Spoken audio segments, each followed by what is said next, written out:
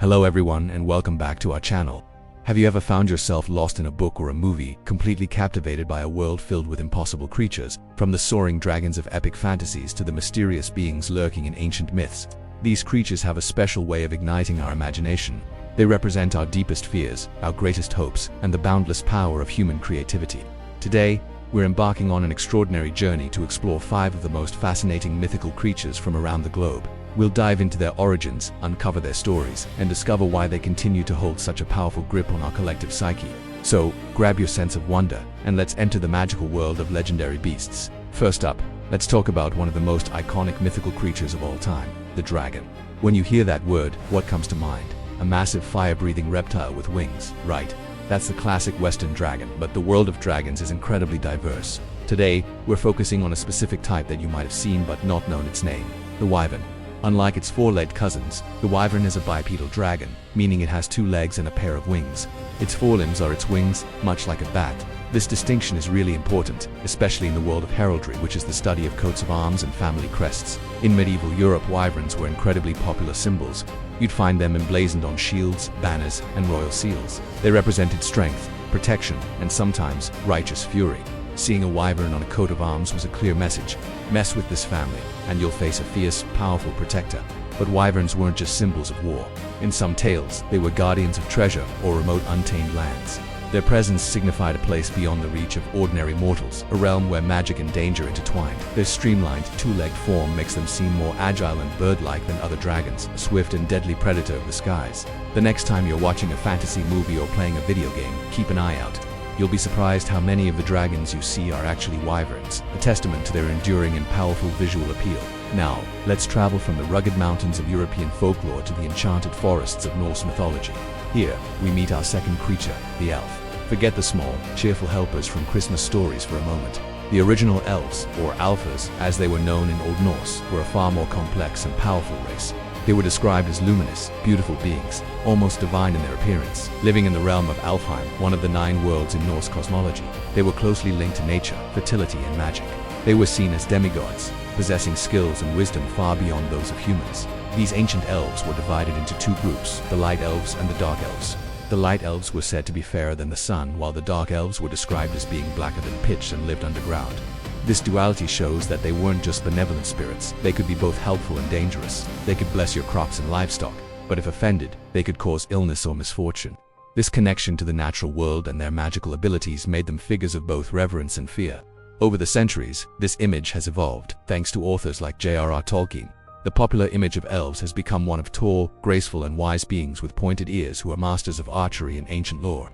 But at their core, they still represent that deep, mystical connection between the civilized world and the untamed magic of nature. From the grand forests of the elves, let's shrink down a bit and flutter into the whimsical and often tricky world of our third creature, the fairy. Fairies are some of the most widespread mythical beings, appearing in the folklore of countless cultures, especially across Europe. But just like elves, the original fairies were far from the tiny sparkling sprites we often imagine today. The term fairy could refer to a huge range of supernatural entities, from beautiful human-sized beings to small, mischievous imps. They were inhabitants of a parallel world, a magical realm that sometimes intersected with our own, often with unpredictable results. One of the defining characteristics of fairies is their dual nature. They could be incredibly kind and generous, bestowing gifts of luck, talent, or wealth upon humans they favored. But they were also known for being capricious and easily offended. A single disrespectful word or a broken promise could turn a friendly fairy into a vengeful troublemaker. They were famous for playing pranks, leading travelers astray with mysterious lights, or even swapping human babies with their own offspring, known as changelings. This mischievous side served as a cautionary tale, teaching people to be respectful of the unseen forces of the world. Fairies represent the chaotic, untamable side of magic. They remind us that not everything in the supernatural world is good or evil. Some things are just wild, unpredictable, and demand our respect. Now, let's leave the enchanted forests and sail to the treacherous waters of ancient Greece to face our 4th legendary beast, the Hydra, the Lernaean. Hydra is one of the most terrifying monsters in all of Greek mythology. Imagine a gigantic serpent-like water beast, but with a horrifying twist. Every time you cut off one of its many heads, 2 more grow back in its place. To make matters worse, its breath and blood was so venomous that even its scent could be fatal. The Hydra was a symbol of an insurmountable challenge, a problem that only gets worse the more you try to fight it. The most famous story involving the Hydra is, of course, the second of the 12 labors of Heracles. The hero was tasked with destroying this seemingly invincible monster, He quickly realized that simple brute force wouldn't work. As he sliced off heads, his nephew Ielos would cauterize the necks with a torch to prevent them from regenerating. This incredible battle wasn't just about physical strength. It was about strategy, teamwork, and intelligence. The Hydra represents a type of struggle we can all relate to, a persistent problem that seems to multiply with every effort we make to solve it. Its story teaches us that sometimes we need to think outside the box and work with others to overcome our greatest challenges. The Hydra remains a powerful symbol of resilience and the kind of complex problems that require more than just a single, simple solution. For our final mythical creature, we journey east to the island nation of Japan and dive into its rich and fascinating folklore. Here we meet the Ningyo. The word Ningyo literally translates to human fish, and they are often described as the Japanese equivalent of mermaids. However, the Ningyo is quite different from the beautiful, half-human, half-fish sirens of Western lore. Descriptions of a Ningyo vary, but many depict a creature that is more fish than human. Some tales describe it as having a monkey's mouth with small fish-like teeth, a body covered in shimmering golden scales, and a quiet, sorrowful voice like a flute. Catching a ninja was believed to bring storms and misfortune, so fishermen would throw any they caught back into the sea. But the most intriguing part of the Ninjo legend is its flesh. It was said that eating the flesh of a ninjo could grant a person remarkable longevity, or even immortality. One of the most famous tales is that of the 800-year nun, a young woman who accidentally ate ninjo meat and stopped aging. She outlived all her friends and family, and her unnaturally long life was filled with loneliness and sorrow. Unlike the Western pursuit of eternal life as a blessing, the story of the Ningyo serves as a powerful cautionary tale. It suggests that immortality is not a gift, but a curse, isolating you from the natural cycle of life and death.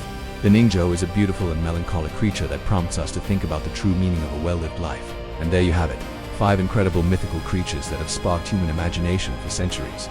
From the heraldic power of the wyvern and the ancient wisdom of the elves, to the tricky magic of fairies, the relentless challenge of the Hydra, and the profound melancholy of the Ningyo.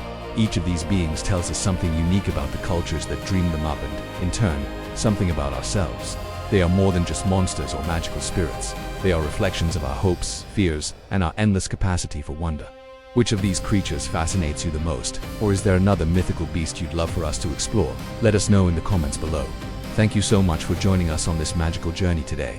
If you enjoyed this video, don't forget to like, share, and subscribe for more adventures into the world of myth and legend. We'll see you in the next one.